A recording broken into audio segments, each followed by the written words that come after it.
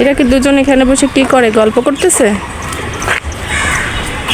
তোমরা সুখের দুঃখের গল্প করো, সুখের দুঃখের গল্প করো। বেশ অনেকদিন পর ছাদে উঠেছি, কারণ প্রচুর পরিমাণে বৃষ্টি হচ্ছিল এই কয়েকদিন। আর ছাদে উঠে সবুজ গাছপালা দেখে মনটা একদম ভরে গেল। তার সাথে সাথে আপনাদের সাথেও অনেক দিন পর একটা ছোট্ট ভিডিও শেয়ার করতে চলে এসেছি। হ্যালো এভরিওয়ান, আসসালামু আলাইকুম, welcome back to my new another blog. Masfi জলডান ব্লগ থেকে মাসফির মম বলতেছি। কি অবস্থা সবার, কেমন আছেন সবাই? আই হোপ যে যেখানে আছেন ভালো আছেন, সুস্থ আছেন। আজকের ব্লগটা শুরু করেছি একদম সবুজ সবুজ প্রকৃতির মাঝখানে ছাদ থেকে। বিকেলবেলা খুব ভালো লাগলো ছাদে এসে, সুন্দর একটা সময় কাটালাম ছেলের সাথে। তো যারা এই মুহূর্তে আমার ভিডিওটি দেখা শুরু করেছেন, প্লিজ একটা লাইক দিয়ে একটা কমেন্ট করে আমার পাশে থেকে যেতে পারেন। আর যদি আমার ভিডিওর কোনো অংশ ভালো লেগে থাকে তাহলে প্লিজ আমার চ্যানেলটি সাবস্ক্রাইব করে দিয়ে আমার পাশে থেকে যেতে পারেন। যারা অলরেডি এই কাজটা করে রেখেছেন তাদেরকে জানাচ্ছি অসংখ্য অসংখ্য ধন্যবাদ। আজকাল কিন্তু শহরে কলা গাছ দেখাই যায় না, দেখেন। আর এই ছাদের উপরে কত সুন্দর কলা গাছ হয়েছে, থানকুনি হয়েছে, খানমান হয়েছে। তার সাথে একটা সুন্দর দৃশ্য, দুইটা কাক বসে বসে ওদের সুখের দুঃখের গল্প করতেছিল। তো সেটাও একটু ক্যামেরা বন্দি করে নিয়ে আপনাদের সাথে শেয়ার করে দিলাম। বিকেলবেলা ছাদে উঠে ঠান্ডা ঠান্ডা হাওয়া খেতে ভালোই লাগে। আর চারপাশের প্রকৃতি যদি সবুজ থাকে তাহলে তো মাশাআল্লাহ কোনো কথাই নেই। তো ছাদে এসে দেখলাম এখানে অনেক অ্যালোভেরা গাছ আছে। আমি কিন্তু মাঝে মাঝে এখান থেকে অ্যালোভেরা নিয়ে চুলের প্যাক বানিয়ে চুলে আমি ব্যবহার করি। তারপর তুলসী গাছ আছে, তো অনেক রকমের গাছ আছে, গাছগুলো একটু দেখতেছি। গাছপালা দেখা শেষে একদম নিচে নেমে গিয়েছিলাম। এটা ছিল নেক্সট ডে সকালবেলা আমার ছেলের স্কুলে যাওয়ার সময়। সচরাচর ক্যামেরাটা অন করি না, তো আজকে হঠাৎ করে মনে হলো যে স্কুলে যেহেতু যাচ্ছি তো একটু ভিডিও করে আপনাদের সাথে শেয়ার করি। তো এর মাঝখানে মর্নিং শিফটে কিন্তু আমার বাচ্চার স্কুল, তো এখানে আমি বাচ্চাকে ঢুকিয়ে দিয়ে বাইরে থেকে একটু ভিডিও করে নিলাম। স্কুলের ভিতরে খুব একটা ভিডিও করতে দেয় না। তো এরপর স্কুল থেকে বাসায় চলে এসেছি। এসে দেখেন সম্পূর্ণ বেডরুম একদম নিট অ্যান্ড ক্লিন করেছি, ডিপ ক্লিন করে রেখেছি, করে গুছিয়ে তারপর আপনাদের সাথে শেয়ার করতেছি। কারণ ওই সময় ক্যামেরা অন করার কথা আসলে মনে ছিল না, তো দেখলাম যে আমি যে গুছিয়েছি সেটাই আপনাদের সাথে শেয়ার করি। তো আজকে আমি আমার বেডের এখানে একটা মানি প্লান্ট গাছ যোগ করেছি। মানি প্লান্ট গাছটা তো এখানে যোগ করার পর ভালোই লাগলো দেখতে। তো বেলকুনিরও অবস্থা ওইরকম, টুকিটাকি যেগুলো গাছ ছিল মোটামুটি সবগুলো ক্লিন করে রুমের যে পাপোশগুলো আমি রোদে দিয়েছি, এখন পাপোশটা নিয়ে এসে খাটের এখানে পেরে দিব। আর সবগুলো রুম আজকে ক্লিন করেছি, সেটাও আপনাদের সাথে শেয়ার করব। আর পুরো বাসা ডিপ ক্লিন করতে গেলে অনেক বেশি সময় লাগে, বাচ্চার স্কুলের জন্য খুব একটা সময়ও হয় না। যখন সময় হয় তখন কিন্তু একদম পুরো বাসা ক্লিন করে গুছিয়ে রাখি। আর দরজার পিছনের দিকে আমি একটা স্ট্যান্ড আলনা রেখেছি, এখানে টুকিটাকি কাপড় চোপড় সব কিছু রাখা হয়। তো সেটাও আপনাদের সাথে দেখিয়ে দিলাম। আজকে আমার মাস্টার বেডরুমটা একদম পুরো ডিপ ক্লিন করে একদম সুন্দর করে গুছিয়ে নিয়েছি, কারণ বেশ কয়েকদিন ধরে বৃষ্টির কারণে না ঘরগুলো কেমন যেন হয়েছিল। আর ডাইনিংটাও আমি যেটুকু পারি সেভাবে সুন্দর করে গুছিয়ে নিয়েছি। আর যেহেতু বাচ্চা আছে জানেনই তো, একদম গুছালো থাকে না, তবে মাঝে মাঝে আবার দেখা যায় যে থাকে। তো এরপর টেবিলটা একটু ওই সাইডে সরাই দিয়েছি, দিয়ে ডাইনিংয়ে একটু জায়গা বের করেছি। যেহেতু বাচ্চা ওই যে মোটর সাইকেলটা চালায়, গাড়ি চালায়, সাইকেল চালায় বাসার মধ্যেই, তো হাঁটাহাঁটি করতে পারে, সেই জন্য এই যে মোটর সাইকেলটা এখানে রেখে বাকি জায়গা ওকে বের করে দিয়েছি।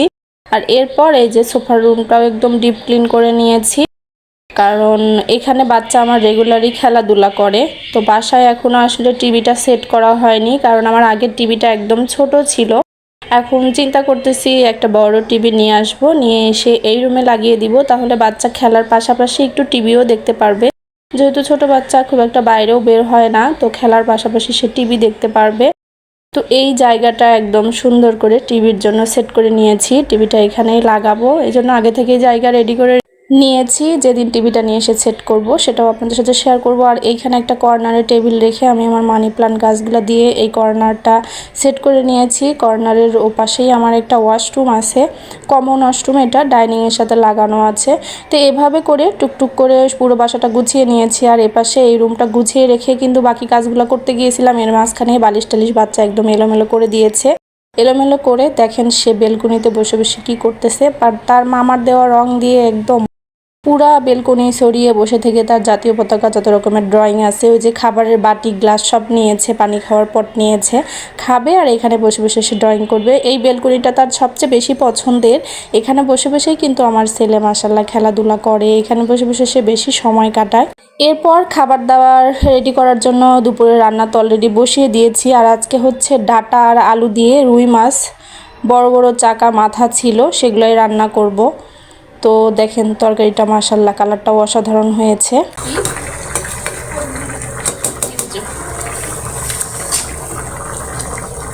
দেখো না কি সুন্দর দেখছে ডাটার তরকারি, বুঝতে পেরেছো?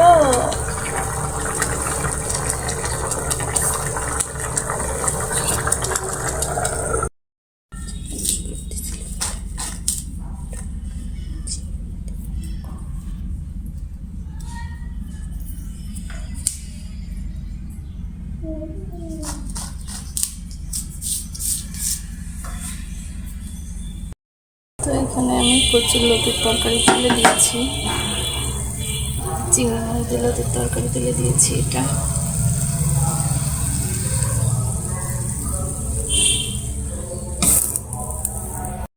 এটা চিংড়ি মাছ পিষে রেডি করে নিয়েছি, চিংড়ি মাছের বড়া বানাবো।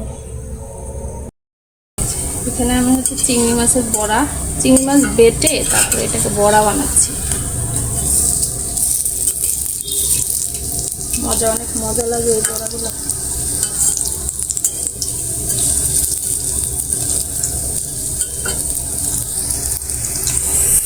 আর এদিকে তো তরকারি শুরু হয়েছে।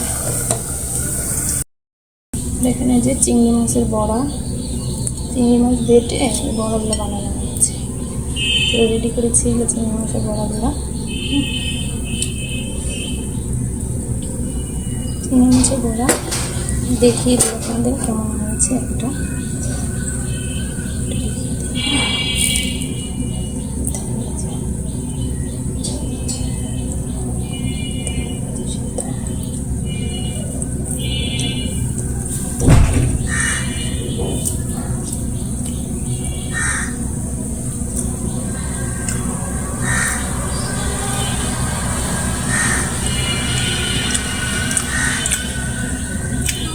অনেক মজা, অনেকদিন পরে খেলাম বড়া এগুলা।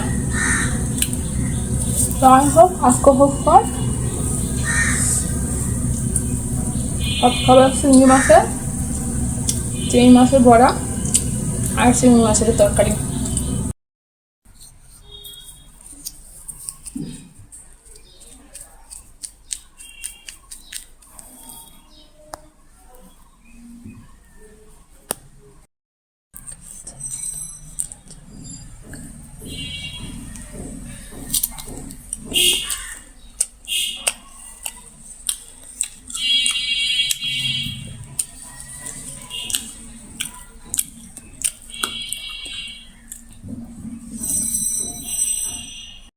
একদম লোভনীয় ছোলা মাখা হয়ে গেছে।